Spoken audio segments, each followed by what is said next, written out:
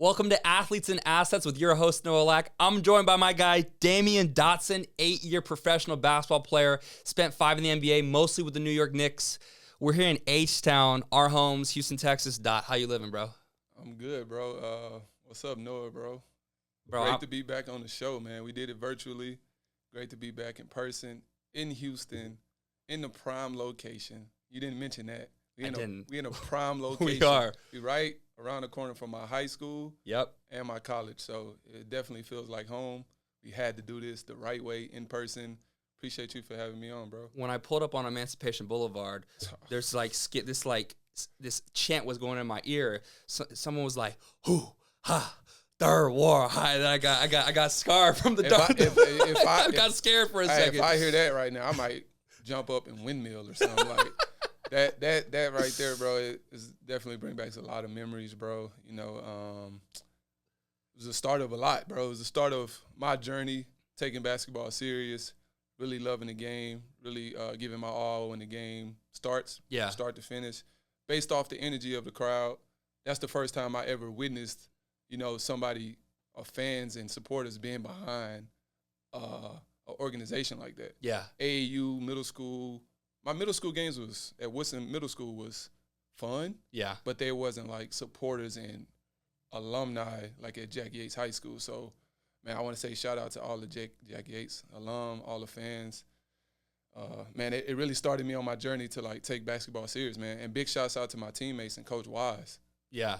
I said earlier, you're the mayor of Houston. I'll be the secretary. But this is the guy right here. I wish I was the mayor. I wish I was the mayor, man. I wish I was the president of Houston, whatever the case may be. But, you know, I get a lot of love in Houston, man. Like I was telling you, like off camera, bro, it's home base. Yeah. For me, like if I need anything, if I need any connections, any outsource that I may need, I can find it right here in Houston based off relationships and network. You know how that works. 100%. Who you know, not about what you know, it's who you know. So, yeah, bro, I try to use that to my advantage and just if I can be at home and I can get everything I need, then I'll just stay here, bro. 100%. So for our audience, we'll break down what we're doing today. This is the beginning of sort of our Shark Tank series. We have a couple companies who have reached out to us that potentially want to partner with you, Dot. They're different types of companies, tech, real estate.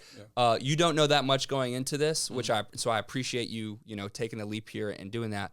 But before we dive in, we got to get to know you first.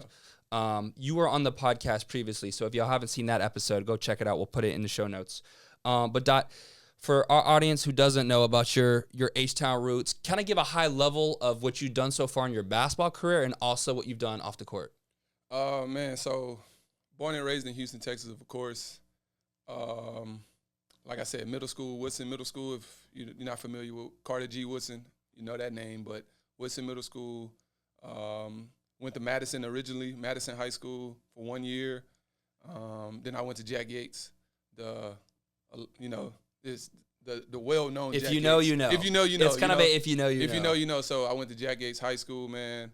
I got a scholarship to University of Oregon. Yep. I went to University of Oregon for 2 years, played there, went to the Sweet 16, was the rookie leading scorer on that team.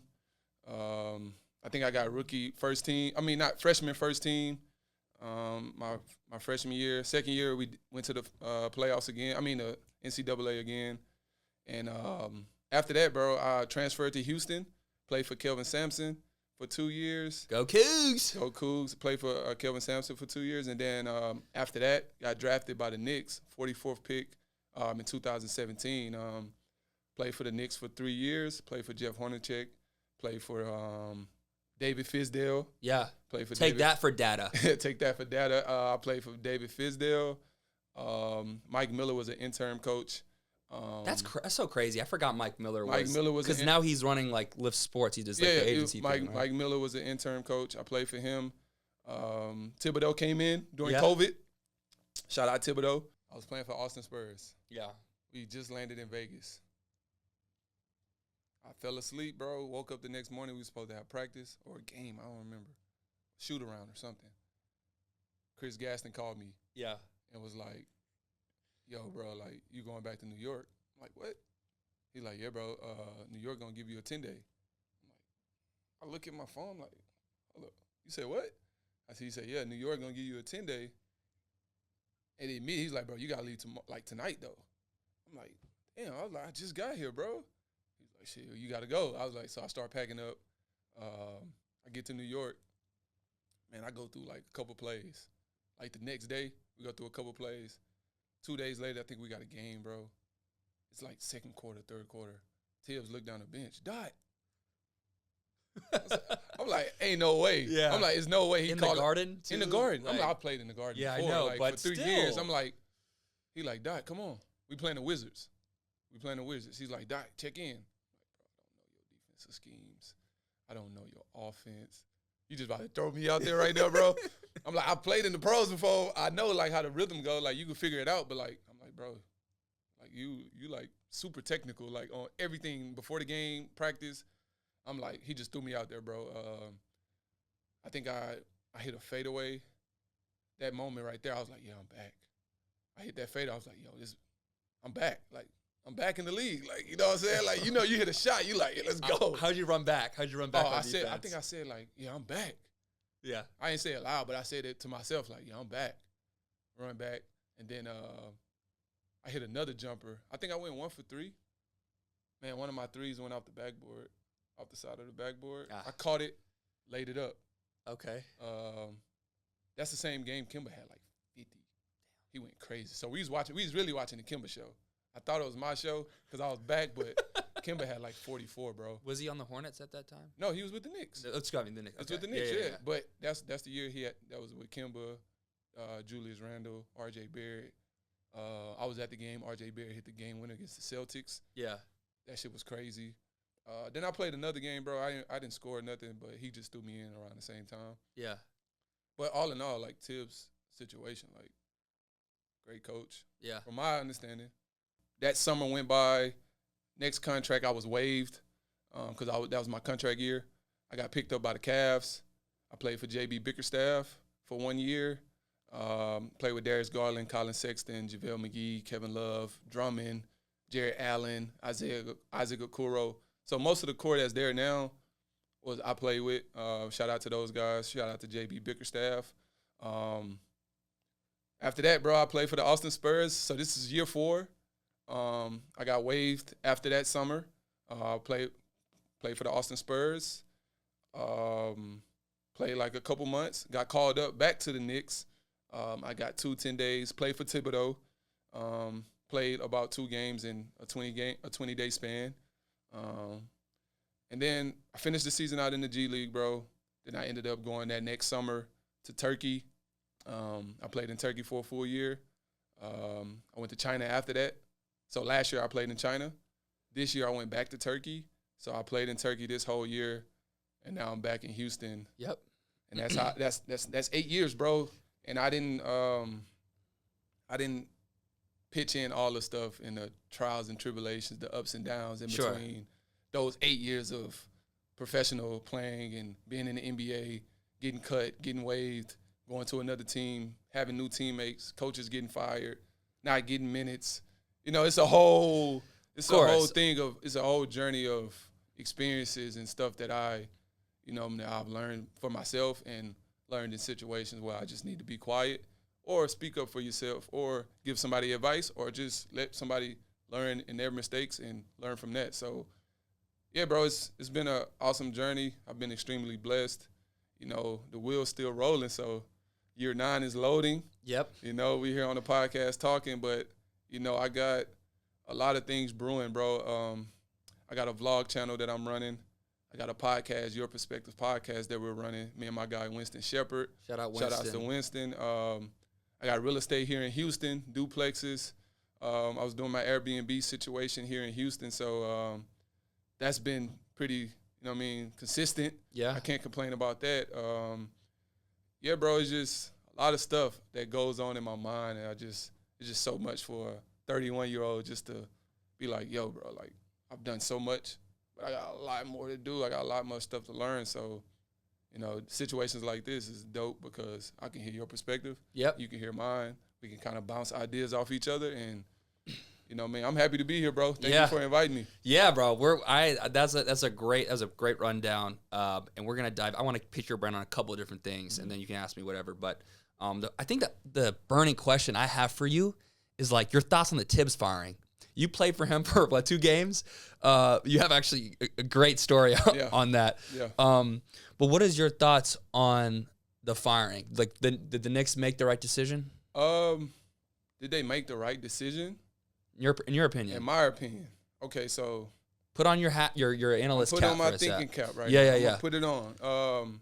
So let's say we've been to the Western Conference Finals. We've been to the playoffs every year that I've been here.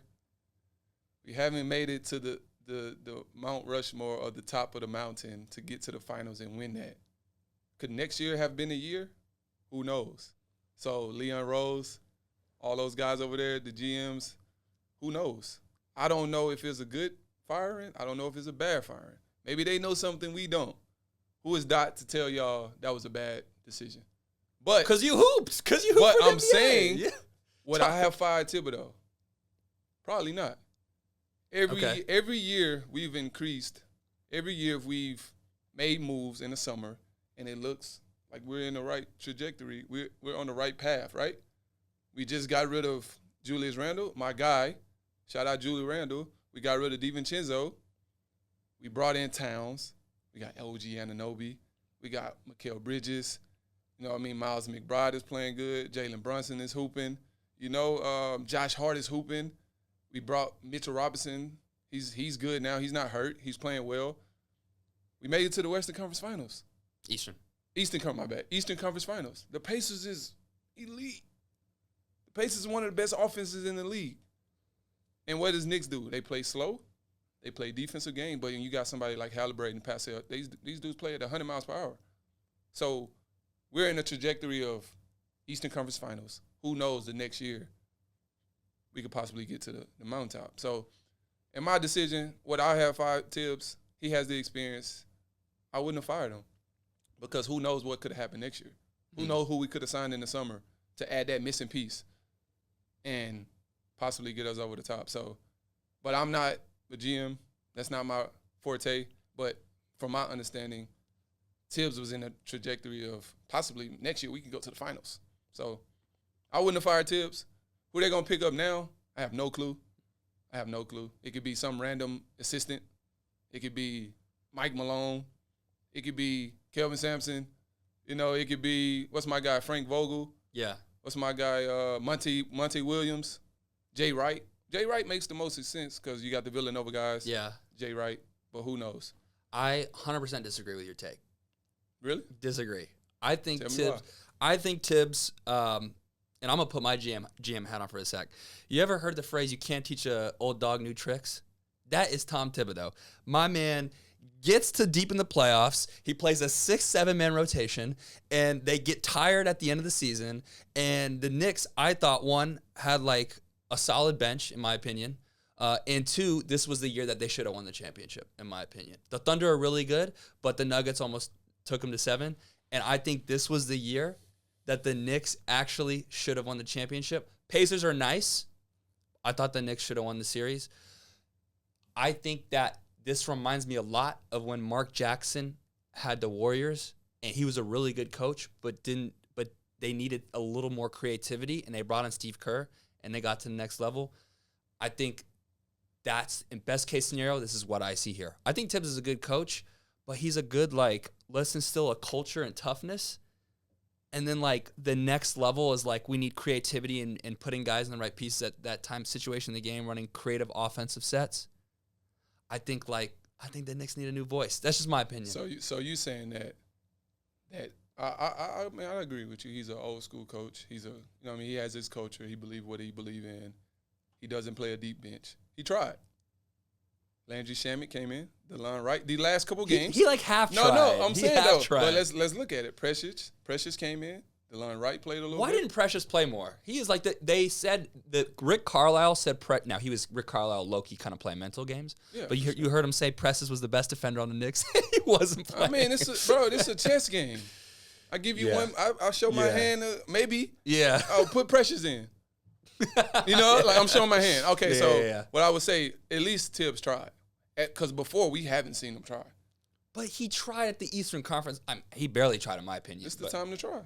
Okay. Now, I mean, honestly, I gave my take on that, bro. I said, if the Knicks trying to win, let's do what we did all season. Let's play 8 guys, 7 guys, and let's figure it out. And once we get to the finals, we'll figure it out. But let's fight like hell. Let's die on the court with 8 guys, bro. Like, I mean, that's the Thibs way, ain't it? It is. But is that going to work? Right. Okay. That's my thought. I think I actually think the Knicks put together a decent roster to at least get to the finals. Yeah. But they're top heavy, bro. And that's not Thibs' fault. Yeah. So that's another thing. So we're gonna make this team so top heavy that our benches can play or might not play. And I'm the scapegoat. Now I'm the scapegoat because y'all done paid OG, Mikal Bridges, Josh Hart, Jalen Brunson, Towns. Now I'm the scapegoat because I don't have a bench to actually throw guys in there. Not saying Thibodeau might throw the guys in there. He might not. But still, like, if I look down the bench and I see, I'm not going to say no names. Yeah. Because all those guys are my guys. Landry Shamet, DeLon Wright. I played against all these guys. No smut to them. But, like, if I look down the bench and it's the Eastern Conference Finals. Yeah. What are you going to do, Noah? You're going to look down and be like, who can I take out Brunson for? But Campaign has had good minutes. Who am I going to take out Brunson for? You said who? Campaign. Who am I going to take out Brunson for? What do you mean? I'm saying, like, I mean, yeah, Brunson's irreplaceable. We're in the Eastern Conference Finals. Yeah. I'm going to take out Brunson and put in Campaign? In the Eastern, to stand in front of Halliburton and Nembhard and Neesmith? For a couple minutes? Okay. I'm just saying, brother. Who is Thibs' replacement? Who do you think? I would say Mike Malone would be number 1. Or Jay Wright. It will only make sense with Villanova's situation. It would be Jay Wright. That's what I say. Jay Wright. And then Mike Malone should be top of the race. Mike Malone, they should be calling Mike Malone right now. Yeah. Like when they fired Thibodeau yesterday, they should be calling him right now. When I saw Mike Malone's ass in his suit on the sideline at ESPN talking about the game, all I could see was like, get me back out there. He does not want to be on Mike TV. Malone should be on the phone with the Knicks right now because he has the pedigree. He's won a chip. That's the guy. Yeah. If that's not the guy, then any other guy is a bad decision, I believe, in my opinion. You know what's crazy? Jay Wright is one of the only coaches I know that was like, he's young, still has his full head of hair, won a couple chips. He's like, too easy. See ya. I'm good. Yeah. You know, Darren Hurley, too. Hurley, UConn. I think he's a dog. He has that mentality. He's an asshole. Yeah. He got a New York vibe to him. He does. I think he could be the guy also, in my opinion. Darren Hurley, he just has that aura where he's like, fuck this, like, I'm the guy. Yeah. So I feel like that could be a possible. You know what I like about Dan Hurley too? Not to get too technical, but I like the sets he's run at UConn. Like, I think part of the problem with Thibs is that offense was just Brunson pick and roll at the top half court, and like by the time they get in that action, there's like 5 seconds left on the shot clock. I think Dan Hurley has some creativity. I like that one. Like you said, you can't teach your old dog new tricks, so it's kind of one of those. All right, let's try to see what we can get. Creativity. All right, bygones be bygones. Knicks bye-bye. Pacers Thunder. I want to get your thoughts. Like, first of all, can I just say, can all y'all on Twitter shut up about like small market teams playing? This is a great series in my opinion. I'm excited for Thunder Pacers. It's gonna be great basketball. So if anyone's like, oh, but like a small market team, like that just tells me you're not like invested in ball like that. You're not really watching. Yeah, you're not really watching what the game is what the game is transforming to. Yeah. Fast pace, everybody can shoot, everybody can guard. 5 guys out, athletic guys that can handle, score the ball, make good decisions, and play defense. If I put you in the finals right now, what's your averages? My average? Yeah, and I get you 30 minutes. 30 minutes? Yeah. Man, I would hope I could shoot 42% from the 3. That's very Whatever specific. comes with that. Whatever comes with that. So as long as your 3-point shooting 40. 40%. That's going to get you a lot of money. I don't care what I average. So you don't even. I can average 8 points and I'm shooting 40. You're not going to even give me like a field goal attempt. If I can go 3 for 7. It's good. In like 4 games. Good. Yeah. If we have a game best of 7, and I play 4 games and I go 3 for 7 in 2 games, and I go 2 for 5 in the other 2, and I average about 9 points. You're solid, but good. Hey, we good. But 30 minutes is, you might get up more than 5 shots in 30 minutes. I'm just saying, if I'm only open 5 times. Yeah. If I'm only open 7 times and I can hit 3 times out of 7, and if I open 5 times and I can hit 2 times out of 5. Okay. And if I can possibly get to the free throw line twice. That's a mature perspective. Bro, this game is detailed. Yeah. It's not about, I can go out there and get 30 no more. Them days are over. Yeah. SGA doing that. Yeah. Halliburton, Pascal Siakam, Jalen Williams. If I can beat Isaiah Joe, catch and shoot, Casey Wallace, play defense, catch and shoot, bro. It's going to get you $70 million, bro. That's perspective. That's perspective. Right. If I can make 2 threes out of 5 and we win the game and I get some rebounds and some assists. Yeah. Now I'm at 10 points, 2 assists, 5 rebounds. Bro, that's $70 million. So who you got?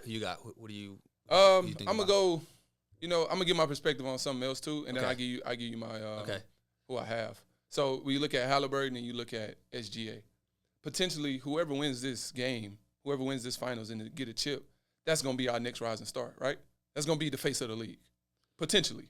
Okay, so I'll give you that. Yeah. I give my take on Halliburton. I don't think Halliburton is ready to take on that. I feel like as a player, he's too inconsistent. He might get 30 one game. One game he might have 6, 8 points, 5 turnovers, 2 rebounds, 7 assists, and you lose. You know what I mean? I think a star and the guy that's the face of the league can't be inconsistent. LeBron James has never been inconsistent. If he's inconsistent, that's 20 points and 10 rebounds. Yeah. That's not inconsistent. You know what I'm saying? So I think in that perspective, SGA, if anybody was to win and be the face of the league, I was saying had to be Ant Edwards or SGA. It's got to be Ant, man. No. So right now it can't be because he's not in the finals. Yeah. So I would say I like the Thunder in like 6 games. I like the Thunder in 6 games, and I think if SGA has a really, really good series, I think that's the next face of the league, bro.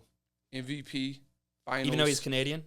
It doesn't matter. Doesn't matter? Finals, MVP, swag, aura, leader, good guy, family guy, team oriented. I mean, why not? I think that's what we're looking at. I think we're looking at SGA as being the next star of the league if he can pull this off.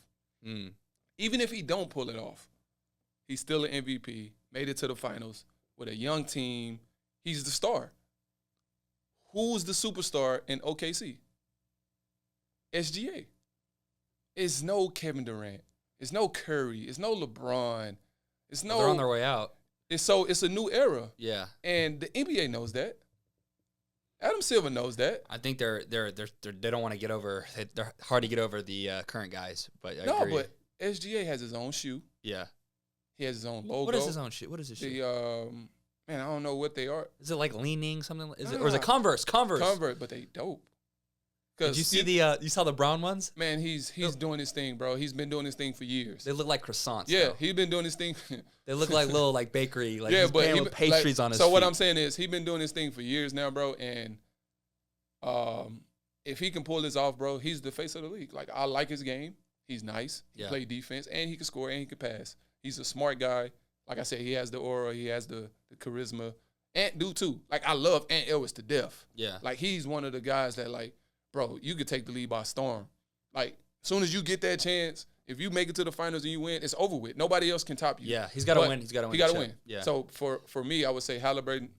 I don't really like his swag. I don't really like his demeanor. I think he's a front runner. That's my perspective. Okay. I think he's a front runner. When shit going good, Halliburton is hoorah, hoorah. But when shit going bad, he's yelling and looking like I don't want to say it.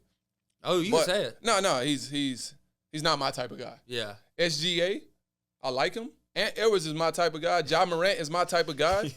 But SGA is about to take the lead by storm if they can pull off this finals, bro. And I think the OKC can get it done in about 6 or 7. Nice. I'm not going to. I think everything you said is pretty sound. Actually, here's what my take on Tyrese and how you're judging him on the inconsistency. I argue Halliburton has a pass. Here's why. I think he's a true point guard. Yeah.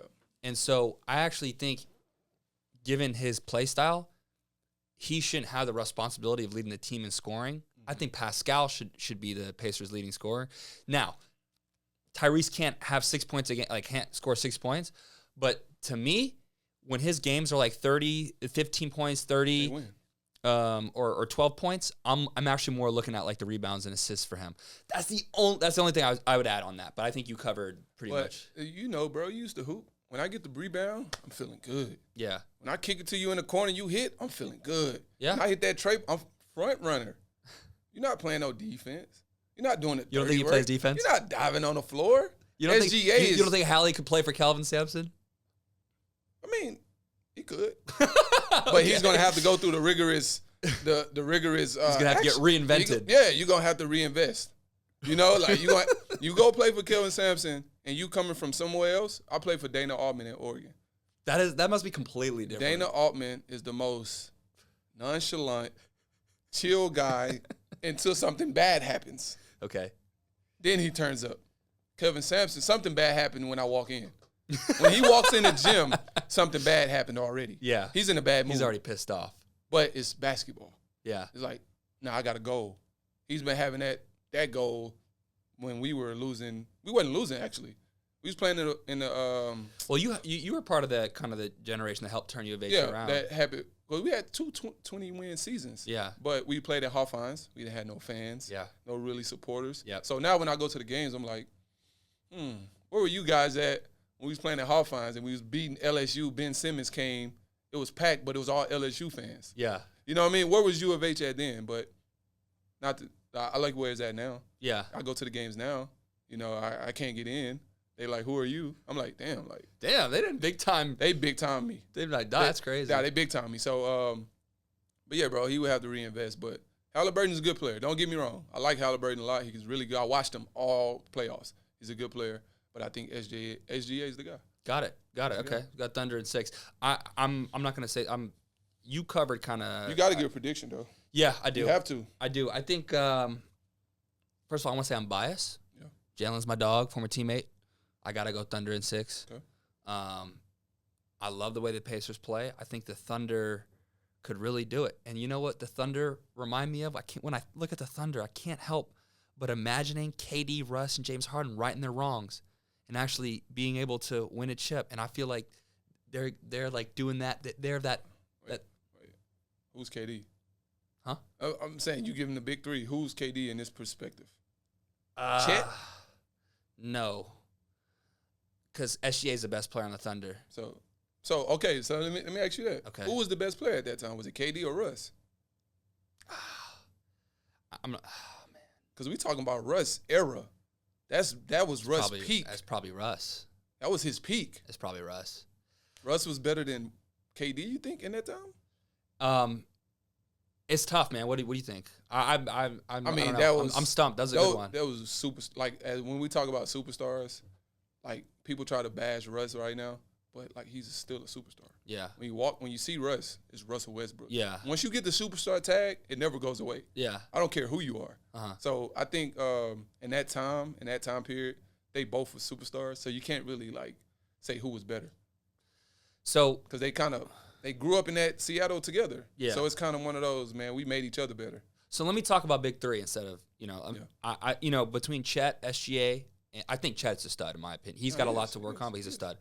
Between Dub, Chet, and SGA, to me, it just reminds me, like that Thunder team, I can't help but thinking about when the Heat They got a big three. Whether you like it or not, they have a big three. Yeah. And I think the Thunder will win it, actually, and become the new era San Antonio Spurs. But, yeah, and everybody's saying that, they need KD to come back. Oh, they need Giannis. They don't need They don't. They got a superstar. They don't. SGA is the superstar. We may have to save this for another episode, but I don't think the Rockets need a KD or Giannis. But that might be too spicy. I don't know if you're ready for that because I think we're only a couple shifts away. Yeah, I don't like talking about home teams. Yeah, I gotta keep my relationship with the home teams, bro. I can't do that for sure. I think before we segue, bro, I want to circle back to your overseas experience, man. You've been all over the place, from Madison Square Garden, Cleveland, China, Turkey. How do you stay sane in Turkey in your off time? I want to I want to focus on that for a sec. What has last season been like? I'm more curious about off the court than on the court, but maybe touch a little bit on both. You know, man, so that's a great question, bro. You know, it's like one of those situations where it's like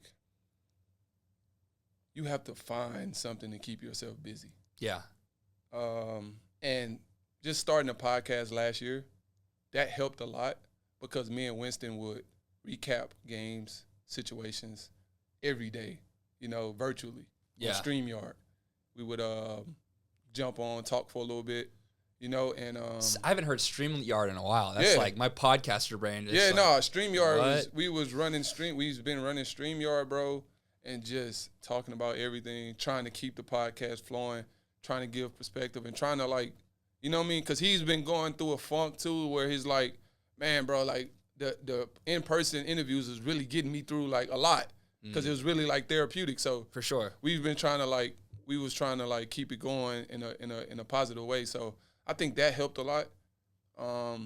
Also, just being able to FaceTime back home because I got a lot of downtime, bro.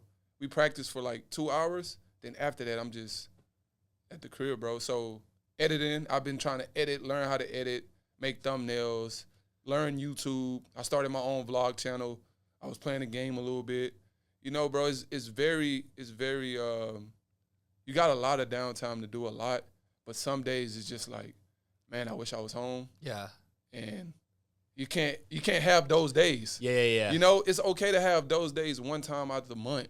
Like if you having those days every day, bro, it's probably not meant for you. Yeah. It's super duper strong on the mental, bro. For sure. Like, just imagine going 6-7 months not seeing your fam, hearing a whole different language. You're hearing a whole different language every day on the way to practice, at practice, leaving practice, at the grocery store, at the restaurant.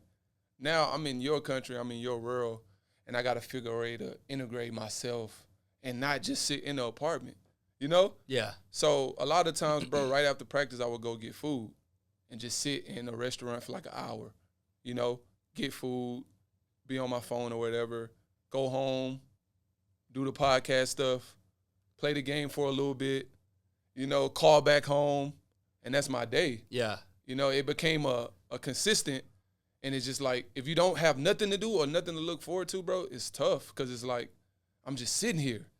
Do you remember when you came on last episode, you were talking about how you're getting calls from your like Airbnb tenants at like 2 a.m., like China time, because they were complaining about, you know, something needs to be fixed. Yeah. Did you have like, what happened like how's that evolved since we last spoke? Delegation. Right? Delegation. So I got one of my close friends, bro. Okay. He's a property manager. He's handling that for you. They call him. That's great. They call him and he texts me. No calls. So you're not losing sleep anymore. Yeah, bro. I'm not waking up at 2 a.m. answering the phone because somebody had to call me for a situation. So delegation is the key. Delegation is the word of the day. Word of the day. Delegate. So, yeah, bro. So, I mean, that's been smooth. What's better, Turkish food, Chinese food? What's your? I don't want you to get banned from either country at border. No, man.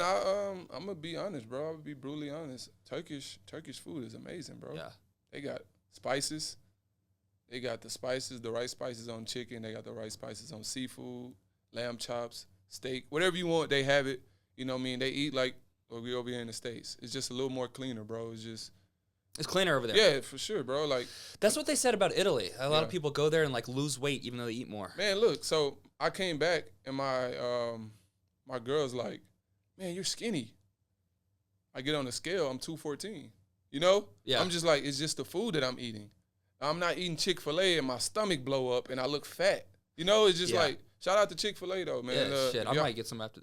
Go ahead. Yeah. All right. So, but like, not Chick-fil-A, but like, you know, just eat something random like fried food and your stomach blow up. Yeah. And now you looking fat, but really you not eating anything. So, man, I was eating 3-4 times a day. And I come back, she like, oh, you look slim, you look skinny. I'm like, I feel good though. Like, you know what I mean? I feel healthy. Right. I get on the scale, I'm like 215. I'm like, damn, this is the heaviest I've been, and I don't even feel like it. You know, so It's a lot of healthy food over there, bro. It's really good for you. Yeah. You know what I mean? Drink a lot of water. When I'm over there, I drink tons of water. You know what I mean? They give you these like big bottles, bro. You go to the grocery store, they have bottles like this. You know what I mean? You get about 2 of those, man. You finish those in a week. All you drinking is water. So, man, shout out to Turkey, dog. I really, this year made me really get intertwined with like the culture, right, and the country. Like, you know, China, I couldn't really because I was so busy. We had games every other day. And my first time in Gaziantep, it was an earthquake. So when I was playing in Gaziantep, my very first year overseas, bro, we was going through the season, bro, and Gaziantep, Turkey, it was an earthquake. It was all over the news. A lot of people passed away, man. Ruined the whole city. My apartment was affected. Damn. We moved to Istanbul. I've never been back to Gaziantep since. So, man, big condolences to all the families in Gaziantep. And that was my first European experience. You know, I talk a lot of trash about Gaziantep because it was my first experience, but I was able to see their culture. I was able to live there. I was able to meet people in Gaziantep that still support me to this day. If I post something, somebody might say, hey, man, people from Gaziantep still love you. You know, so it goes a long way, man, and I appreciate, you know what I mean, just being able to play overseas and see Europe, fly around Europe and experience that, bro. It's been awesome. For a basketball player overseas, now that you've been there long enough, what's a big, like, hell no, like, don't do this when you're overseas? Man, just if you overseas, bro, just stay out the way. Stay out of the way. Stay out the way, bro. Do what you came to do. One-liner. Stay in shape. Be ready. Work on your game, bro. Yeah. A testament is Wes Van Beek. Yeah. He was in the gym this year every morning.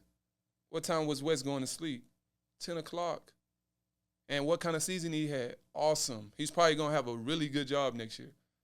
And that's my young guy. You know what I mean? He was a walk-on when I was at Houston. And I'm looking up to him this year like, bro, I need to beat Wes to the gym. You know what I mean? Yeah. So I think more of it is what you're going over there for. If you're going over there for the right reasons, bro, you got a really good chance to be really good. If you're just going just to say I'm hooping and I'm making money and you messing around and not locked in. Because at the end of the day, bro, it's your profession. You control your profession. Yeah. About how consistent you are and how you approach it, bro. So if you're approaching it with bullshit and you coming like, man, I'm going to go out here and have a good time. I'm going to meet all the Turkish girls. Or I'm going to meet all the Chinese women. I'm going to go out and have a, you know, we have guys like that. But I think if you lock in on what you need to lock in on, you can see your game elevate every year and get to the next level. But that's just coming from me. I'm 31. Yeah. And I've been seeing it, and I've been in the league, and I've played overseas, and I've had multiple unbelievable amount of teammates that done really well, and I've had teammates that hasn't did really well. So, and it's various of reasons. Yeah.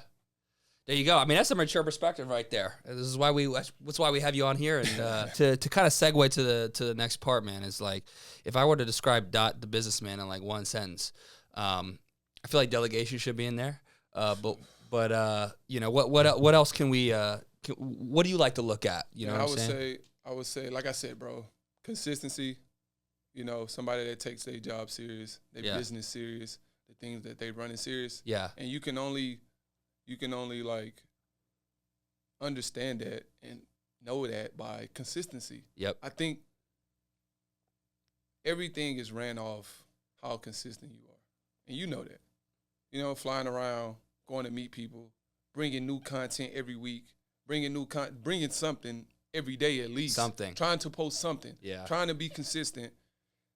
That's life, you know? And with business, it's the same thing. It's deep. Yeah, like, how consistent are you?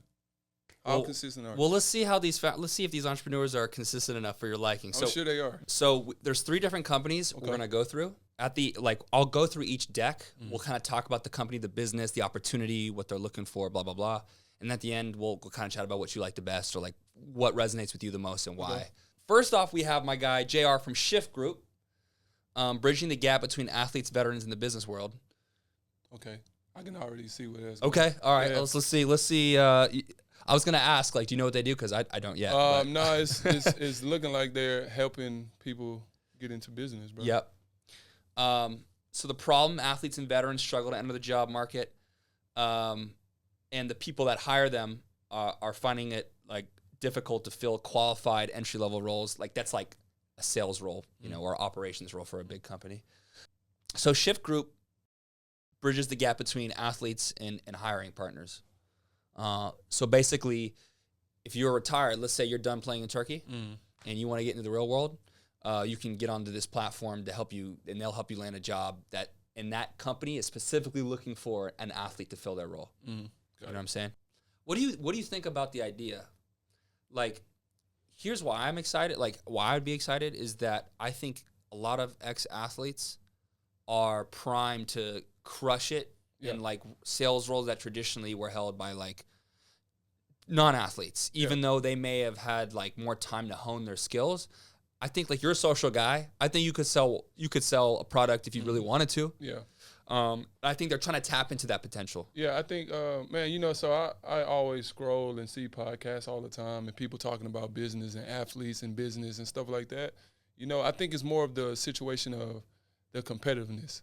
Yeah. And wanting to be really good at something. Yeah, facts. And giving it your all and, like, not taking no for an answer and figuring out the situation where I'm competing at and getting really good at something with the Shift Group or whatever they're promoting and giving our, you know what I mean, and putting our all into it and becoming one of the best sales reps or one of the best, whatever we're doing at that point, I think we'll take it to we have a different drive for it. So if you made a profile, it would look like that. Mm-hmm. Okay, that's fine. And they're getting athletes, former athletes, and giving them an opportunity to find jobs? Or they giving them? It's where they can. Basically, it's for the hiring people. Yeah. If they want to hire an athlete specifically. Okay. Like this is the place where they can like connect because they know if you're on this platform, you're looking for a job. Exactly. Damn, 24 million athletes and veterans. That's a lot. I mean, everybody. 24 million. There's a lot of veterans though. But I'm saying everybody that's an athlete, we don't know. You know. That's true. Like, we only know the big athletes. Like, we don't know, like, a guy playing in Israel right now that we never heard of. Right, but there's not. But I actually probably think there's more veterans in the world, military, than athletes, if you think about it. Maybe. That'd be a great to see because there's a lot of athletes, bro, because you can be a tennis player, somebody that played tennis in college. You know, it could be a golfer. You know, it's curious to see. So, to date, they've raised $2 million. And these are a lot of executives. Legit guys. I can't dive deep into like who the people are, but a lot of Chris's and Brad's. Dave, John, a lot of Daves, Kyle, a lot of Kyles, Tim, Jim. maybe a Damyean will be there at some point. I don't know. Tim and Jim. Yeah, Tim and Jim. And yeah, here's the team. I won't go through each one, but JR is leading the company.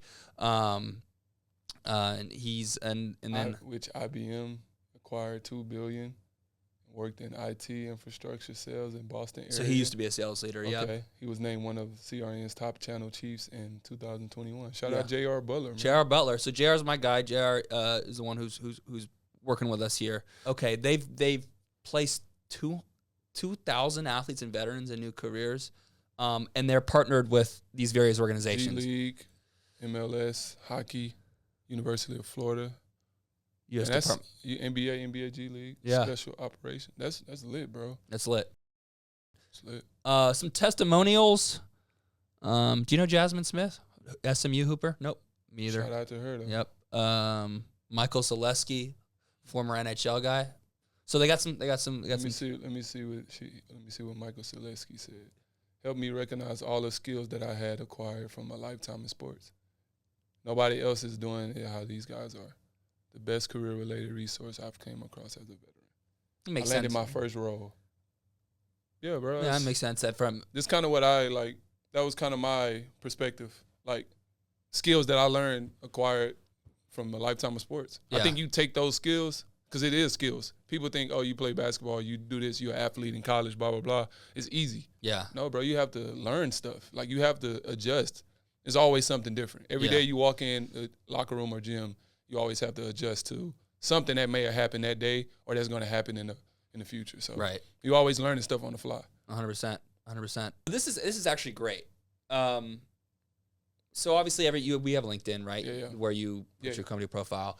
There's a lot of athlete like business now communities, like the Post, pro athlete community. Yeah, I know about PAC. I know you know about PAC. PAC? Yeah, pro athlete. Shout out Corey Higgins. Okay. I don't know if you know Corey Higgins. I don't. Or not. Yeah, he's the leader of basketball with the pro athlete community. I actually had a conversation with those guys. That's dope. I had an interview with those guys already. That's great. Yeah. Athletes and assets is somewhere in our own. We're in our own category. Yeah, so I can't. You got to be on there. Boom, right there. Yeah, but we don't want to be with that. Like community oriented. Yeah, but we got some other stuff I can't say too much on right now. So podcast right here. That's right. That's right. Right there. Let's see. Okay. So projections, just projections, but I'll have you. You can. For sure. I see where they're going with that. Yeah. So there's a subscription. You have to get a subscription to work with this particular company. Yeah. So paid subscription, and they help find you jobs.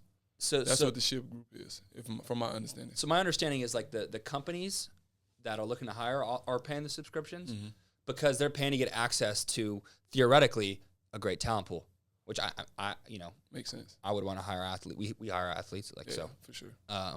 So anyways, so we'll take a pause there. I know that was a lot of stuff, but the overall high level thoughts on the idea, like what's your? Honestly, I love the situation with Shift Group because they understand that athletes, not to be biased, but athletes put more determination and more, they respect what they're doing. They're consistent. They take their job serious, and it's kind of a competitive thing. Competitive nature has been an athlete. Yeah. I want to compete. I want to be the best at whatever I'm doing, and whatever Shift Group is offering and wherever they're placing them, I'm sure they're going to fight to be the best in that situation. So I think this opportunity and this situation is great because, one, athletes need help in transitioning from when they're done playing into going to somewhere where, hey, look, I can possibly be good at this. Yeah. I never knew, but if I can tell you everything that I'm interested in, if I can give you my experience, if I can give you skills that I do have, maybe you can place me in the right situation and I can become successful in that area. So I think what the Shift Group is doing is, leading and segueing guys, women, veterans into positions to where they can be great. So I like the idea. Okay. All right, next one. Drive, smart arena analytics technology. Our AI-powered sensors make NHL-level performance analysis accessible for 1.5 million amateur hockey players, I guess, or amateur players. I'm not going to globally. Okay, so I can, before you even scroll, I can already see what this is. Okay. Just by this. Portable smart links, player awareness. I know what this is. This is one of those situations where before I even go, I'm gonna just predict. Go ahead. Before we even get to the bottom, I'm gonna just predict. Go ahead. Yeah. I've seen these multiple times. Like I've had the little trackers on me. This look like the catapult. Yeah, this look like one of those catapult joints, but it's for NHL. Right. And they're tracking speed, agility, conditioning, hockey skills, live performances, and they give you this piece. They hook it up to you. They show you all your analytics on a computer, and I don't know exactly. This is only the third slide. I'm just predicting that this is what this Drive device is. It's like a catapult, and it tracks you on. It gives you the whole hockey situation. Where you at on the what they call it? I don't know what the rink. On the rink, yeah, they give you ice skating rink. Never watched a hockey game in my life, by the way. You should. It's lit. Yeah, I've never. You should watched. Go to. I don't know if the Houston Aeros are still in town. I've never been and I never watched, but I've noticed this technology, this device. It's a great situation. I don't know if hockey's using catapult or what, but I feel like this can be a great situation in a different sport. It's telling you where you at on the rink, how fast you're moving, your agility, or it gives you your heart rate. I'm assuming all this stuff, and it's. These things are very helpful for coaches and scouts and GMs and things like that. You know what? It's a good strategy, I think, for a lot of people who try to pitch their businesses to someone who goes in not knowing what they're going to say or do, is like, instead of what I would have done has been like catapult for hockey. Because catapult. Right? Yeah, and that's when I say, as soon as I see this, I can say, oh, I know exactly what this is. Yeah, okay. All right, cool. So we kind of know it's a sports tracking, but it's also, I think, for overall general sports analytics. Oh, sports betting, athletes, health. Oh, so they're giving this information on sports betting. I think their technology can be used for more than just player tracking. Yeah. That's the twist. Yeah, that's the twist. That's the media and broadcasting, fan engagement, athlete health, sports betting. I think sports betting is probably the main thing. that's bringing in the money. Because now, yeah, if I'm betting on NHL and one of the hockey players is hurt or his shit is down, yeah, he might not have a good game. So now I can bet the under on him. Yeah. Now we making a lot of money. You know what I mean? I don't know, but you know, like I'm a hold my thoughts on that. Let's see, 70. Okay, so there's a team. Here's the team. Adam's the one who reached out. Shout out to Adam Nathwani. He's the one that reached out, sharing the information. So he's been in hockey. And you got Ron, you got Mike. A lot of Rons, Kyles, and Mikes, and Chads and Brads today. I'm interested to ask, if you get a chance, ask Adam, is the sports betting, is that a part of the whole situation? Okay, I'm so not that sure. That would be great for us to, kind of, that's a great question. That's a great question, is that sports betting is intertwined with all this? Hardware sales, pay per player tracking, and freemium platform access. So future scouting media tiers. So sounds like they want media to access, or scouts to access this data as well. Yeah, it's kind of like synergy. Yep. It's one of the synergy situations. So we got Catapult, we got Synergy, we got Underdog Fantasy. Integrated, that's lit. That's a great idea, actually. Okay, showing some growth, technology focused, patents and stuff. I don't think we should dive too deep into that. But I know a lot of these companies. Huddle, Catapult. I never heard of Edge because I never played NHL. Catapult, Drive is right there. We know Huddle. Huddle is like Synergy. Sports Logic, same. Catapult is the sensor, video sensor. And this hockey place. Real time. Yeah. So they're showing you what they have that the others don't. Yeah. They got everything. Fact or cap? What's your gut tell you? Fact or cap? What's your gut tell you? It's a slide, bro. It's a slide, bro. It's supposed to like I'm trying to get somebody to invest. Like you're supposed to have that. Yep. And so to the point, they're raising 1.5 million. To build up the team. You know what my question would be? Yeah. To who is it? Adam? Yes. I would say Adam. So we already have Catapult as the major recording device, tracking all this stuff with a sensor. What separates you guys from Catapult, and what makes you the competitor? Yeah, absolutely. That's what I want to know, because if I'm building a business out and I'm building what you call this, a slide presentation, yeah, and I'm trying to pitch that, what am I saying to an investor why can't I just go invest in Catapult? Yeah. Why can't I just try my own or do my own thing? What separates you guys from that? So that would be a question I would love to hear the answer from that, because the investors will ask that. Yeah. A guy like me, I'm asking that. What separates you guys? Because I've seen this before.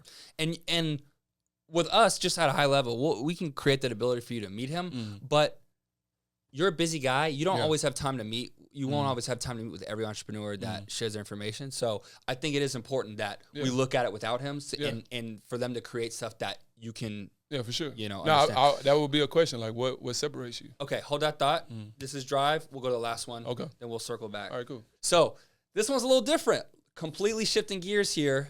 I know you're a real estate guy. Princeton Pacific Capital. Yeah. So we have a real estate firm that is interested in athlete. They want to invest with more athletes. Okay. So my guy Toby reached out. Shout out Toby. Michael Young. Yep. Sound like a familiar name. I know exactly who you're thinking about. Skin in the game. So they've been. I like that saying right there. Yeah. Skin in the game. They got me already. That's lit. 20 million invested. Okay. So they specialize in multifamily real estate acquisitions. And it sounds like they're investing their own money with you, theoretically, if you invested. Preserve, grow. Okay. Ability to close. That's important, bro. Ability to close. You would know, because it's hard to close. Yeah. It's hard to, you do gotta all be this. Closer. No, you do all this stuff, bro. They give you all this information. You got to close, bro. Yeah. Because at the end of the day, it's money, credit, you know what I mean? It's a lot of rigorous things, bro. So being able to have the ability to close, that's a lot. That's 100%. That's important. Okay, so investment standards. Wow, they're actually DFW, San Antonio, El Paso, 1980 or newer, A and B class. You know, do you know that? I'm not super familiar. I'm not super familiar either. either. Super familiar with that. So we would have to ask that question. Yeah. But deal size between 20 and 100 million. Hold it for 3 to 7 years. Returns 16 to 18%. That's lit. That's what you're looking for, the return rate. Okay. Acquisition timeline. I think relatively. I'm fairly sure that's probably similar to a lot of how real estate investment firms go about their business. But they got second largest owner around Cleveland Clinic. I wish they would have had the location specifically listed out 15 multifamily. So we can talk about acquired. If they're talking about apartments, man, they really doing it. Apartments is multifamily units is the way. I learned that from a guy that does real estate, Lyle Johnson. Yeah, he told me like multifamily is the way to go. Yeah, you get two for one. Right, 2 for 1. Okay. Yeah, and then this is the last slide, actually. Talking about their distressed asset fund, their predictions, of course. Mm-hmm. So going off this deck, you don't actually have like. I think the conclusion for this you would need to probably get to know the guys more because and trust them that they know what they're doing. Right. Because in this situation, real estate is simple. They can pitch. We've done this. We got this amount. We can show you the properties that we have. We can show you how much the property's making. This is what we need you to invest. Yeah. This the potential new startup that we're trying. We need this much to. And this is our resume. Yeah. Simple. Okay. Right to the point. So we just went through 3. We just went through 3 companies with Dot. What's your take on like what's going through your head right now? Like all 3 companies have they're completely different but the same thing in common. They want to work with you. Like what catches your eye and like what's going through your mind? Like I'm already in real estate, bro. So it would be I would look at Toby and be like, bro, let's talk about more. Let's figure it out. The device situation, I feel like it's kind of one of those situations where it's like it could possibly be big or maybe not. We all know what real estate is. Mm-hmm. It's land. It's going to be there. It's never going nowhere. Once you have it, you have it. Everybody know real estate is the backbone of investing. If you talk to anybody that's made a lot of money, not saying other businesses don't make a lot of money, but if you talk to somebody that's pretty wealthy and they have some money, ask them what they're doing. Yeah. It's probably real estate. I'm personally, and I shout out to Toby and Adam because I like what they're building. I think that hiring athletes after they retire is $1 billion opportunity. I actually think Shift Group. Yeah, I actually think if you can develop the relationships with the leagues that are funneling players or former athletes into this platform that are seriously looking to, if they're not going to be entrepreneurs. Yeah. Because a lot of athletes are becoming entrepreneurs like yourself, right? Yeah. Are you going to work for someone else after you're done playing? Maybe I don't know. If it's coaching. If it's coaching. Yeah, coaching. Right? If I'm not the head coach, if I'm an assistant or a GA or something, like at that role, I'll be working for somebody else. But as far as sitting down behind a desk, probably not. Unless I'm getting paid. Yeah. That's the only way. But you already have. My point is, you already have your own real estate stuff. So for the athletes that need to get in need to get on track with a corporate role.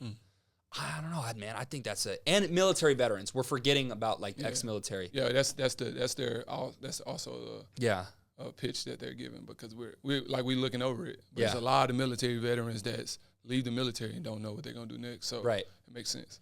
So that's my opinion. Shift Group. You like Shift Group? I like Shift Group. But me, I'm more of on real estate vouch, and I know what that could potentially bring in. So I know real estate is for sure is on paper. Everybody knows it. It's in your face. Yeah. If you ask somebody around the world what they're doing for a living, if they're making a lot of money, probably gonna say real estate. So 100%. I would go here. That's dope, bro. I appreciate you, man. So we just went over 3 companies with professional basketball player Damyean Dotson, who's also an investor. Dot, man, to close it out, really appreciate you coming on the show, chatting a little life, little hoops, but also checking out what's out there. And so if you're a startup, you're a founder, reach out to us, athletesandassets.com. Dot, give us a plug where we can find you. Man, so Damyean Dotson, I'm on LinkedIn, of course. Big LinkedIn guy. Yeah, I'll be on LinkedIn. I like LinkedIn, bro. It's an easy, simple post and get off. Yep. LinkedIn, whole team Dot on Instagram, Damyean Dotson at yahoo.com. You can also find me at Your Perspective Podcast. I'm on Twitter. I'm on Twitch, Facebook, anywhere you can look for me, type in Damyean Dotson or Whole Team Dot on either of those platforms. You can find me. Like I said, I gave you my email address. Yeah. Simple email can find me also, man. Bang, bro. Well, I appreciate you coming on the show. My guy. Thank always you, bro. A pleasure. As always, I like what you got going on here, bro. I've been seeing you on Instagram just traveling around and doing your thing, LinkedIn and all that. You know what I mean? 10K subscribers on YouTube. I'm in the YouTube journey, so big ups to you. Thank you, bro. Congrats on that. That's a lot. That means a lot. Just from a YouTuber myself and podcasting and doing my thing, 10K is a lot, bro. So congrats on that. I like where the podcast is heading, bro. Keep on doing your thing, man. If you need anything from me, I'm one text. I know you're the mayor. Yeah, you're the mayor here, bro. One text away, bro. Not even in Houston, wherever the case may be. I'm one text away. If you need anything from me, bro, my phone's always on. Hit me up. You know what I mean? Keep doing your thing, bro. And I'm tuned in for your next interview, which I won't play on here. Yeah, I'm excited for sure. Appreciate it, bro. That's a wrap. That's a wrap.